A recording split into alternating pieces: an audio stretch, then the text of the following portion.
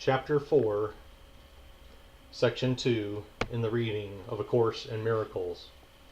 Section 2, the Ego and False Autonomy. It is reasonable to ask how the mind could ever have made the ego. In fact, it is the best question you could ask. There is, however, no point in giving an answer in terms of the past because the past does not matter, and history would not exist if the same errors were not being repeated in the present. Abstract thoughts apply to knowledge because knowledge is completely impersonal, and examples are irrelevant to its understanding. Perception, however, is always specific and therefore quite concrete.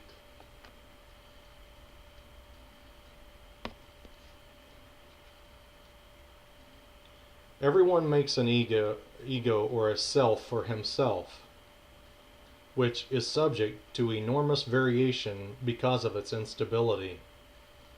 He also makes an ego for everyone he perceives, which is equally variable. Their interaction is a process that alters both because they were not made by or with the unalterable. It is important to realize that this alteration can and does occur as readily when the interaction takes place in the mind as when it involves physical proximity. Thinking about another ego is as effective as in changing relative perception as its physical interaction. There could be no better example that the ego is only an idea and not a fact. Your own state of mind is a good example of how the ego was made. When you threw knowledge away, it is as if you never had it. This is so apparent that one need only recognize it to see that it does happen. If this occurs in the present, why is it surprising that it occurred in the past?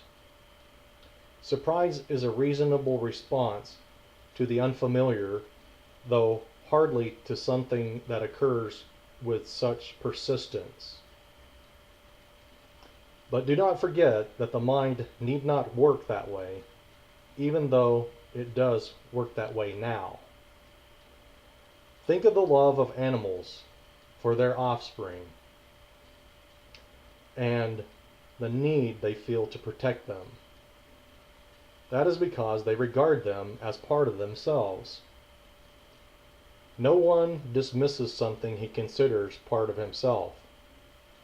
You react to your ego much as God does to his creations, with love, protection, and charity. Your reactions to the self you made are not surprising.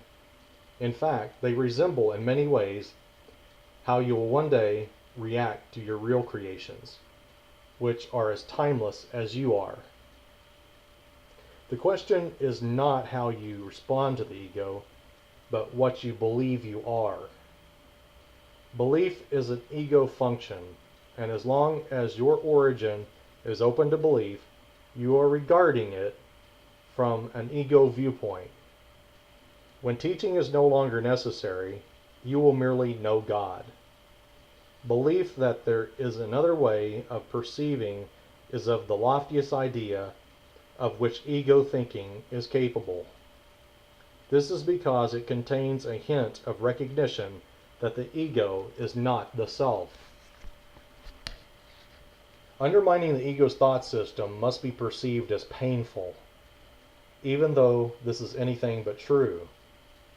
Babies scream in rage if you take away a knife or scissors, although they may well harm themselves if you do not. In this sense, you are still a baby. You have no sense of real self-preservation and are likely to decide that you need precisely what would hurt you most. Yet whether or not you recognize it now, you have agreed to cooperate in the efforts to become both harmless and helpful, attributes that must go together. Your attributes, even towards this, are necessarily conflicted because all attitudes are ego-based. This will not last. Be patient a while and remember that the outcome is as certain as God. Only those who have a real and lasting sense of abundance can be truly charitable. This is obvious when you consider what is involved. To the ego, to give anything implies that you will have to do without it. When you associate giving with sacrifice, you give only because you believe that you are getting something better and can therefore do without the thing you give.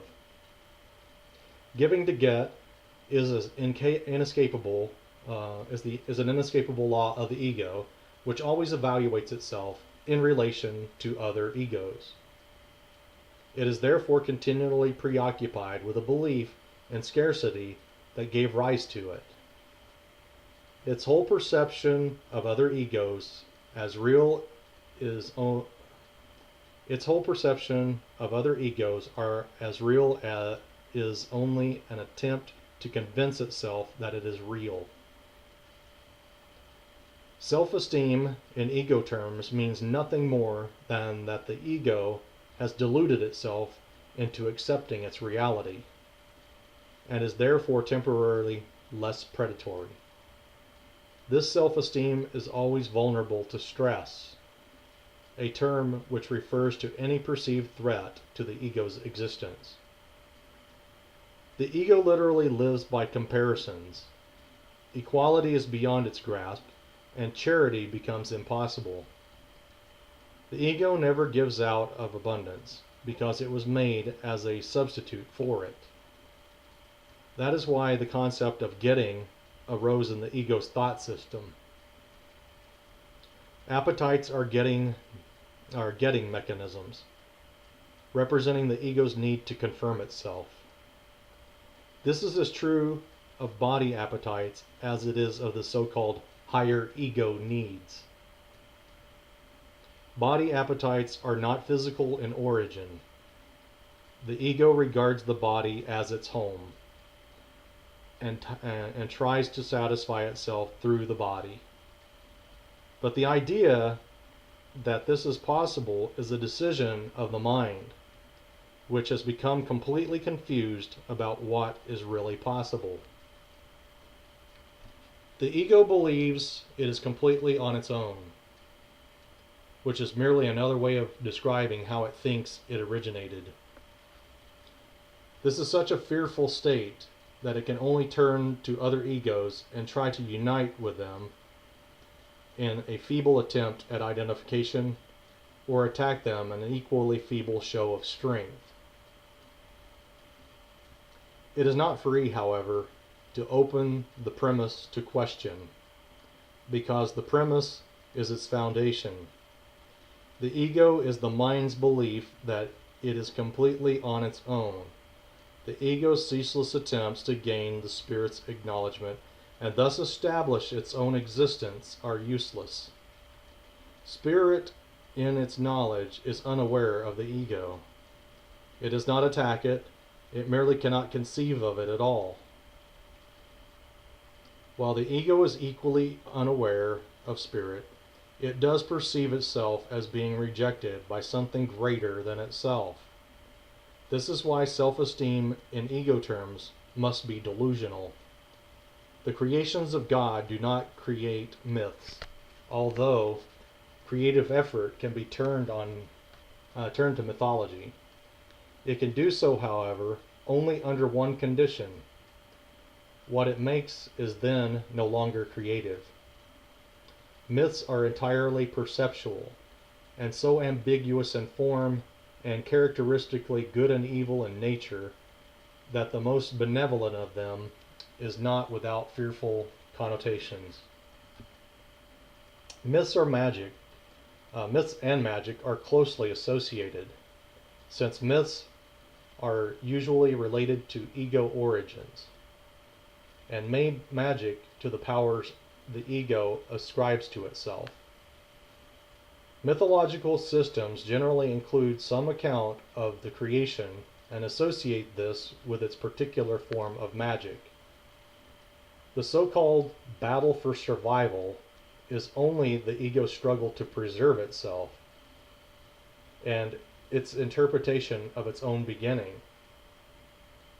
This beginning is usually associated with physical birth, because it is hard to maintain that the ego existed before that point in time.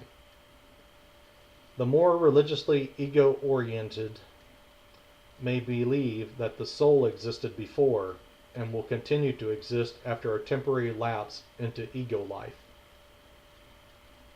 Some even believe that the soul will be punished for this lapse.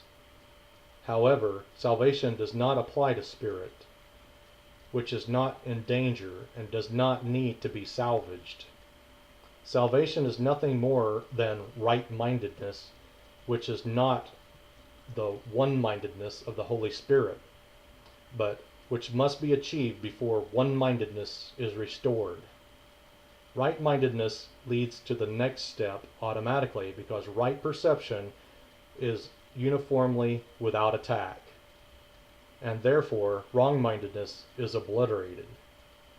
The ego cannot survive without judgment, and is laid aside accordingly. The mind then has only one direction in which it can move. Its direction is always automatic because it cannot be dictated by the thought system to which it adheres. It cannot be emphasized too often that correcting perception is merely a temporary expedient. It is necessary only because misperception is a block to knowledge, while accurate perception is a stepping stone towards it. The whole value of the right perception lies in the inevitable realization that all perception is unnecessary. This removes the block entirely.